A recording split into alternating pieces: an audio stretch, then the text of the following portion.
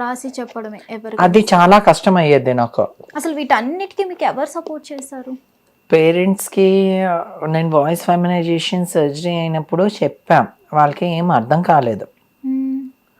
ఏం అర్థం కాలేదు, ఏదో ఏదో గొంతు ప్రాబ్లం ఉంది అట్లానే అనుకున్నారు, కానీ ఏమనుకోలేదు. తర్వాత సరే హార్మోన్స్కి మళ్ళీ స్టార్ట్ చేశాను. హార్మోన్స్ మెడిసిన్స్ సర్జరీ అయిన తర్వాత 10-20 days ఆపేశాను. ఆపేసిన తర్వాత మళ్ళీ సర్జరీస్కి హార్మోన్స్ స్టార్ట్ చేసి ఆఫ్టర్ 3 months తర్వాత బ్రెస్ట్ అగ్మెంటేషన్ సర్జరీస్కి వెళ్ళా. అసలు ఈ సర్జరీస్ అన్నీ ఎక్కడ జరుగుతాయి? మన ఇండియాలో కూడా ఉన్నాయి, కొన్ని హాస్పిటల్స్లోని కూడా జరుగుతాయి. అది చాలా ఎక్స్పెన్సివ్స్. అదే ఇది సేఫ్. మనం ఒక మంచి వెల్ ఎక్స్పీరియన్స్ ప్లాస్టిక్ సర్జన్ పెట్టుకుంటే all are safe. Okay. So breast augmentation surgery అయింది. డాక్టర్ అడిగారు, ఏంటి ప్రాబ్లం, ఏంటి నీ ప్రాబ్లం ఏంటి. సో అప్పుడు నేను డాక్టర్కి చెప్పాను, సార్ నేను అమ్మాయిగా మారాలనిపిస్తుంది, నా లెటర్ ఆల్రెడీ వచ్చింది, నాకు లెటర్ వచ్చింది, జిఐడి లెటర్ వచ్చింది, ట్రాన్స్జెండర్ ఐడి కార్డ్ ఉంది, హార్మోన్స్ వాడుతున్నాను, సో కేర్ హాస్పిటల్ నుంచి హార్మోన్స్ వాడుతున్నాను, సో అన్నీ చెక్ చేసి okay I will do the surgery, you are the first person హైదరాబాద్లోని, నువ్వే నా ఫస్ట్ పర్సన్, నువ్వు ఇట్లా సర్జరీ చేసుకున్నావు అని ఫస్ట్ పర్సన్. సో నేను చాలా హ్యాపీగా ఫీల్ అవుతున్నాను, ఒక్క వెల్ ఎడ్యుకేటెడ్ పర్సన్కి నేను చేస్తున్నాను అని.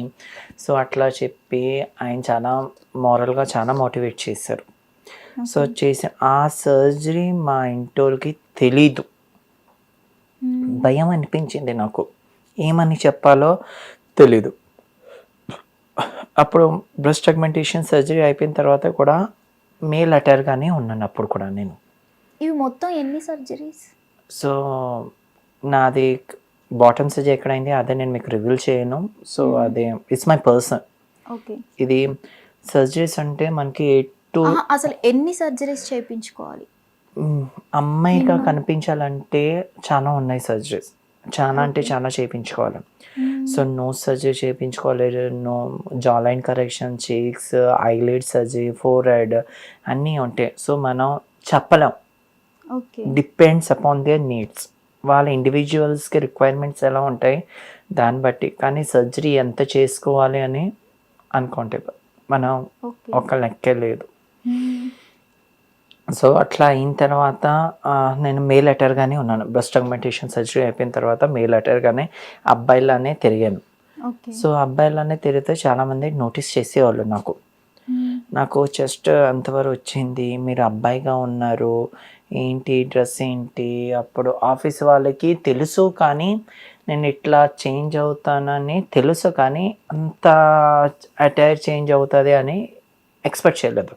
అదే నా సర్జరీ అయింది జూన్లో అయింది, నాకు బ్రెస్ట్ అగ్మెంటేషన్ సర్జరీ జూన్లో అయింది. ఈ సర్జరీ అయిపోయిన తర్వాత జూలైకి నేను ఇంకొక హౌస్కి షిఫ్ట్ అయ్యాను. ఆఫీస్ పేట్లోని హౌస్ ఓనర్కి చెప్పాను, ఇట్లా ఉంది, నాకు చేంజెస్ అవ్వాలి ఉంది, ఏంటి ప్రొసీజర్ ఏంటి.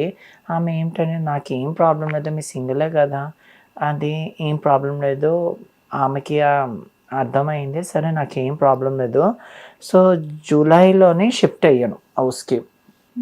జూలైలో హౌస్కి షిఫ్ట్ అయిన తర్వాత ఆఫీస్కి వెళ్ళినప్పుడు ఒక అబ్బాయిగానే డ్రెస్, ఒక అబ్బాయి డ్రెస్, నైట్ వచ్చినప్పుడు ఒక అమ్మాయిగానే. సో ఎట్లా ఉండేది చూసిన వాళ్ళకి కొత్తగా డిఫరెన్సెస్ బాగా కనిపించాయి, డిఫరెంట్గా అనిపించింది. సో తను ఏంటి ఆఫీస్కి వెళ్ళినప్పుడు అబ్బాయి డ్రెస్ ఉంటుంది, సో వచ్చినప్పుడు అమ్మాయి డ్రెస్ ఏంటి. ఇట్లా అయిపోయిన తర్వాత నా ఫ్రెండ్ ఒక ఆమె అదే చెప్పింది, వస్తే అంకిత నీకు ఎన్నో సర్జరీస్ అయింది, ఇప్పుడు కూడా నువ్వు డ్రెస్సెస్ ఎందుకు తీసుకోవట్లేదు, నీకు ఆల్రెడీ టాప్ సర్జరీ అయింది, స్టార్ట్ చేసుకోవాలి కదా ఇప్పుడు కూడా. అదే తన చెప్పిన మాటలకి ఇప్పుడు నేను బయటికి ఎక్కడికైనా వెళ్తే ఫిమేల్ అటైర్స్, ఆఫీస్కి వెళ్ళడం భయం, వాళ్ళు ఏమనుకుంటారో, ఏం డ్రెస్ వేసుకుంటావు. సో ఇట్లా పట్టింది. సో నేను సెప్టెంబర్లో పాండిచ్చేరి వెళ్ళాను. సో ఇట్లా ఉంది ఏంటి, ఒక మూడ్ ఫ్రెషప్ అయ్యి వచ్చే తర్వాత అనుకున్నాను, సరే తను రైటే చెప్పింది, ఎవరో పక్కోళ్ళు ఏమనుకుంటారో, జనాలు ఏమనుకుంటారో, నా హ్యాపీనెస్ కోసం నేను ఎందుకు వాళ్ళ కోసం సాక్రిఫైస్ చేయాలి, అంతా పట్టించుకుని దానే అయితే ఇట్లానే ఒక అబ్బాయిగా ఉండిపోవచ్చు కదా, ఎందుకు అమ్మాయిగా ఎందుకు మారుతాను, అప్పుడు నేను స్ట్రాంగ్ డిసిషన్ తీసుకున్నా. ఆఫీస్లో ఎవరైనా టీస్ చేసేవాళ్ళ? సో టీజింగ్ అంటే మా ఆఫీస్లో టీజ్ లేదు, ఆల్రెడీ మా ఆఫీస్లోనే జెండర్ సెన్సిటైజేషన్స్ అయింది. ఓకే. సో జెండర్ సెన్సిటైజేషన్ అయింది, సో ఇట్లా అయింది.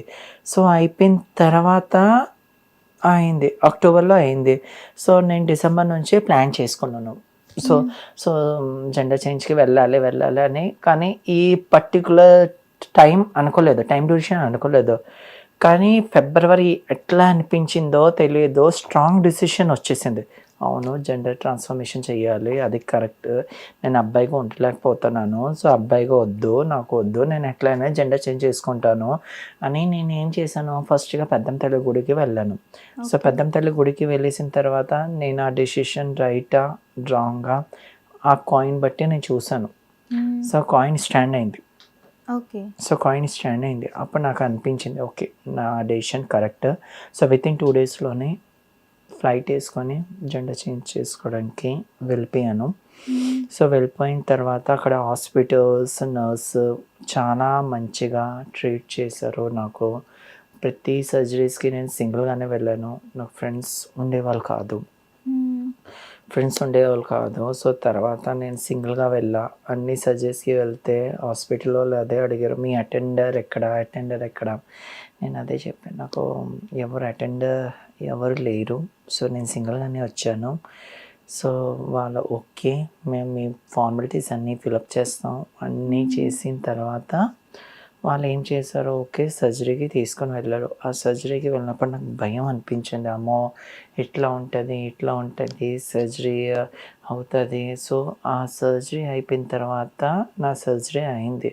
సో ఆ సర్జరీ డ్యూరేషన్ 5 hours పట్టింది. 5 hours.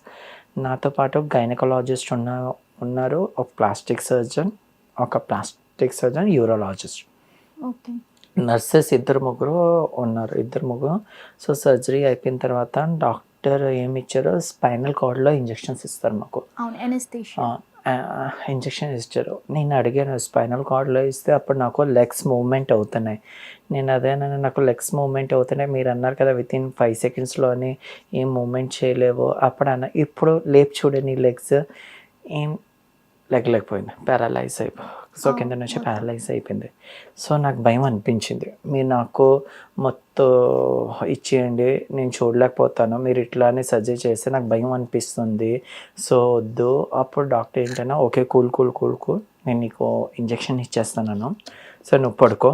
సో హ్యాపీగా ఇది అయిపోయిన తర్వాత ఎట్లా అనిపించింది నాకు, అయిపోయిన తర్వాత 4 hours తర్వాత నాకు తెలివి రాలేదు. సో డాక్టర్ ఇట్లా కొట్టి అక్కడ కొట్టేసిన తర్వాత 1/2 hour కొట్టిన తర్వాత ఇప్పుడు నాకు తెలివి వచ్చింది. సో తెలివి వచ్చేసిన తర్వాత డాక్టర్ అదేనా నువ్వు నిల్చోకూడదు, కొన్ని 5 days వరకు ఏం నిల్చోకూడదు, అట్లా అని పడుకోవాలి అని అన్నారు. సో 5 days వరకు నన్ను డాక్టర్ డైలేషన్ చేసుకోవాలి, ఇవన్నీ ఉంటాయి కదా డైలేషన్స్, క్యావిటీ క్లోజ్ అయిపోతాయి అని అంటే డాక్టర్ నవ్వారు, ఏం టెన్షన్ పడొద్దు, నేనే సర్జరీ అయినప్పుడు నీకు మాల్ట్ లోపల పెట్టాం, అదే నువ్వు ఇట్లానే ఉండాలి, హీల్ అవ్వదు. 5 days వరకు నాకు నో ఫుడ్ ఉండేది కాదు, ఓన్లీ జ్యూసెస్, వాటర్. సో అప్పుడు కష్టం ఎట్లా ఉండేది, జరగడం కూడా చాలా ఇబ్బందిగా అనిపించింది నాకు. సో యూరిన్, వాష్రూమ్స్ అన్నీ బెడ్. ఇదంతా క్యారింగ్ ఎవరు చేసేవారు? నాకు నర్సెస్ బాగా చేశారు. ఓకే, ప్యాంపరింగ్ మొత్తం నర్స్ చాలా నాకు డ్రెస్ చేంజ్ చేసేవారు. 5 days నిల్చోలేకపోయాను. సో మొత్తం కంప్లీట్ బెడ్. అప్పుడు నరకం అనిపించింది, ఏంటి నా జీవితం ఇట్లానే అయిపోయింది, ఫ్యామిలీస్ రాలేదు, నేను జెండర్ చేంజ్కి వెళ్తున్నాను కూడా అప్పుడు కూడా నా పేరెంట్స్కి తెలీదు, నేను మా మమ్మీకి తెలీదు, నేను జెండర్ చేంజ్ అయ్యి ఇప్పుడు అంకిత సింగ్గా మారానని కూడా ఇప్పుడు కూడా తెలీదు, ఇప్పటికీ తెలియదు. సో మా మమ్మీ యూట్యూబ్లో నేను చూస్తే నేను హ్యాపీగా ఫీల్ అవుతాను, మమ్మీ సో సారీ నేను మీకు చెప్పలేదు అని, నేను అదే ఇప్పుడు కూడా బాధపడతాను, కానీ మీకు చెప్పినా కూడా అర్థం చేసుకోలేరు. కానీ నేను ఉన్న ఏరియా శ్రీకాకుళం, ఓకే. మా శ్రీకాకుళంలో ఎట్లా ఉంటే ఉండేది చాలా పల్లెటూరు వాతావరణం. అక్కడ మేల్, ఫీమేల్ తప్ప అదర్స్‌కి ఇట్లాంటివి చెప్తే నేను ఇట్లా చేంజ్ అయ్యాను కూడా అందరూ అదేంటి కొజ్జోడయ్యాడా అట్లని మీకు ప్రాబ్లమ్ అవుతది అని నేను దాన్ని బట్టి వాళ్ళతోని దూరంగానే ఉంటున్నాను. ఓకే. ఎందుకు నా వల్ల వాళ్ళెందుకు సఫర్ అవ్వాలి? సో, అవును. నేనే సఫర్ అయ్యి నేనే బయటికొస్తా. అదొక్క ఆశిస్తాను. మా మమ్మీ నాతో మాట్లాడితే చాలా పెద్ద హ్యాపీ మూమెంట్ అవుతది. హ్మ్. Okay. It will take a time. So, దాని తర్వాత హాస్పిటల్‌లో 5 డేస్ ఉన్నప్పుడు చాలా బాధ అనిపించింది. తర్వాత నర్స్ వచ్చి అదే అనింది. అమ్మ ఫస్ట్ టైమ్ నాకు ఈ హాస్పిటల్‌లోనే చాలామంది వచ్చారు. సర్జరీస్‌కి వచ్చారు. అదర్ స్టేట్ నుంచి వచ్చారు. అదర్ కంట్రీస్ నుంచి వచ్చారు. So, you are the first person. నువ్వు ఒక్కదానివే వచ్చావు. ఏం భయపడలేదు.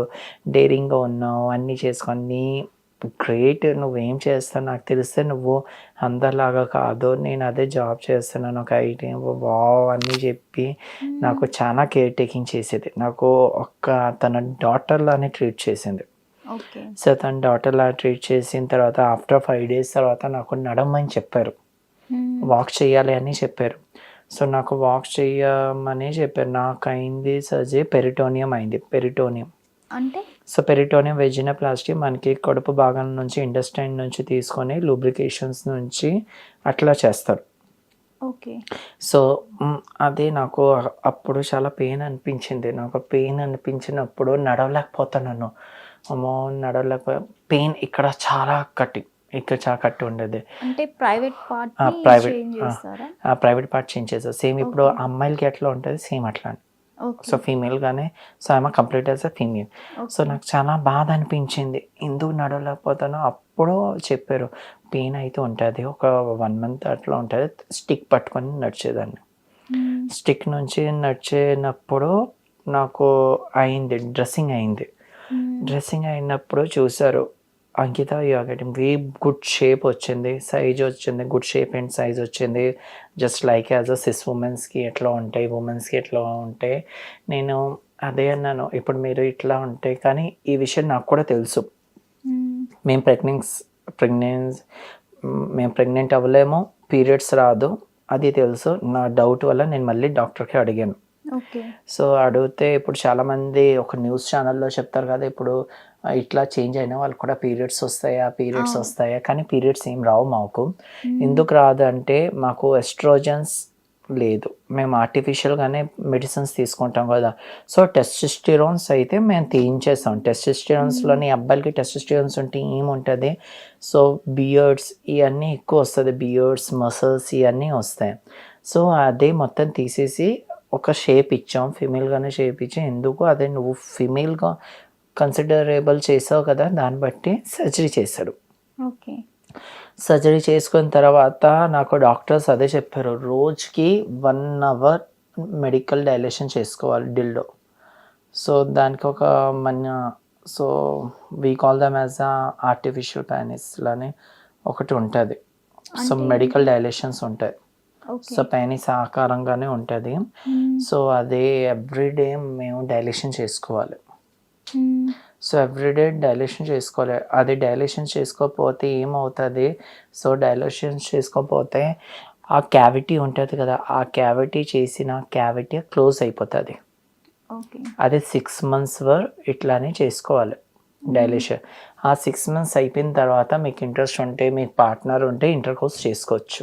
ఇప్పుడు మీరు చేంజ్ చేసుకున్నారు హుహు. కదా మొత్తాన్ని. హ్మ్. సో, మీకిప్పుడు పీరియడ్స్ ఒస్తాయా?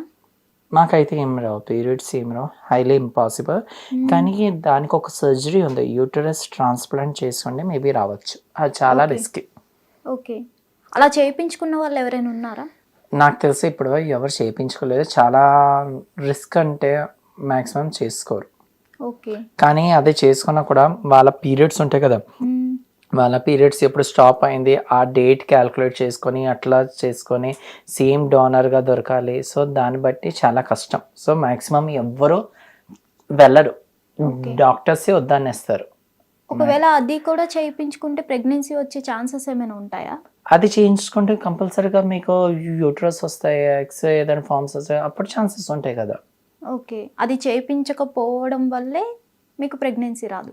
మాకైతే Periods రావు. ఎందుకు మేము బయాలజికల్గా ఒక బాయ్గా పుట్టాం కదా, ఒక బాయ్గా ఇప్పుడు నాకు అమ్మాయిగా ఫీలింగ్ ఉంది కాబట్టి కదా నేను మెడికల్ సైన్స్గా మెడికల్ సైన్స్ హెల్ప్ తీసుకొని అమ్మాయిగా మారాను అంతే తప్ప నాకు పీరియడ్స్ రావాలి అట్లా ఏం కానీ నాకు ఫీలింగ్స్ వస్తాయి, ఫీలింగ్స్ ఎమోషన్స్ ఇవన్నీ నేను ఫీల్ చేయగలుగుతాను. ఒక అమ్మాయికి ఎట్లా ఉంటుంది అన్నీ ఒక అమ్మాయిగానే ఉంటుంది, కానీ మాకు ల్యాక్ అంటే ఏంటి పీరియడ్స్ ఉండవు అంతే తేడా. Okay normal 100% as a girl అని అనుకోండి. ఓకే. ఇప్పుడు ఏంటంటే మీరు పీరియడ్స్ రావు ఓకే, బట్ ఒక అమ్మాయికి అబ్బాయి తోడు కావాలి, బట్ మీరు లెస్బియన్ అంటున్నారు. సో అమ్మాయి చేసుకోవడం Okay, ఎంతవరకు చెప్తా. కరెక్ట్? నేను చాలా ఆలోచించాను. చాలా మందికి నాకు కూడా కొంతమంది ఫ్రెండ్స్ ఉన్నారు, ఇజ్రాయల్లోనే ట్రాన్స్జెండర్స్లోనే ఫ్రెండ్స్ ఉన్నారు. సో వాళ్ళకి చాలా మంది అబ్బాయిలు వస్తారు, వాళ్ళ మనీ కోసం వస్తారు. చాలా మంది వాళ్ళ మనీ కోసం వస్తారు, యూస్ చేసుకొని వెళ్ళిపోతారు, సెక్స్ చేసుకొని వెళ్ళిపోతారు. సో నాతోని లైఫ్ లాంగ్ ఉండరు. ఇప్పుడు నేను నేను ఒక అబ్బాయికి ప్రేమించినా కూడా ఎట్లా ఉంటుంది, నన్ను యూస్ చేసుకోగలుగుతాడు, ఇంతకు మించి ఇంకేం చేయలేడు. సరే పెళ్లి చేసుకో అని తను ధైర్యంగా చెప్పుకోలేడు. ఎందుకు, నాకు పిల్లలు అయితే పుట్టరు, ఇంట్లోనే అంత మెచ్యూరిటీ పేరెంట్స్ ఎవరు లేరు, ఎవరు యాక్సెప్టెన్స్ చేయరు. సో మధ్యలో వదిలేస్తాడు. సో నేనేమనుకున్నాను, అమ్మాయిలు అయితే లాయాలిటీగా ఉంటారు. సో నేను ఎప్పటి వరకు అనుకోలేదు నేను ఒక తోడు ఉండాలి, ఏదైనా ఉండాలి. సో నాలానే ఒక పర్సన్ నాకు కలిసింది. షీఈ్ అ స్ట్రైట్ ఉమెన్, తను 34 years. సో మేము రీసెంట్గానే ఒక సోషల్ మీడియా సైట్లో మెసేజెస్ చేసుకున్నాం, పరిచయం చేసుకున్నాం. సో అంటే నేను లెస్బియన్ అని ఆ అమ్మాయి పరిచయం అయిందా మీకు? అవును. ఓకే. తను కూడా మీ లెక్క చేంజ్ అయిన లేదు, పర్సనేనా? She a woman. She a woman. నేను అదే అడిగాను, ఎందుకు నా వెనకాల వస్తున్నావు? తను అదే, నా స్టోరీ సేమ్ నీ స్టోరీ, నాది కూడా సేమ్ అట్లాంటి కాదు. నా ఒక గర్ల్ ఫ్రెండ్ ఉండేది తనకి. సో తన గర్ల్ ఫ్రెండ్ సూసైడ్ చేసుకుంది. తనకి ఇంటోలో మ్యాచ్ చూసారు ఒక అబ్బాయితోనే, తనకి ఇష్టం లేదు. సో తనకి ఇష్టం లేదు, సో తన పేరెంట్స్కి చెప్పుకోలేకపోయింది. తన గర్ల్ ఫ్రెండ్ సూసైడ్ చేసేసుకుంది. సో తను 6 years డిప్రెషన్లో వెళ్ళిపోయి తర్వాత నా ఫొటోస్ చూసింది. యాక్చువల్గా నేను తన గర్ల్ ఫ్రెండ్ లానే ఉంటాను. తన XGF పోలికలు ఉన్నాయి నాకు, కొన్ని ఉన్నాయి.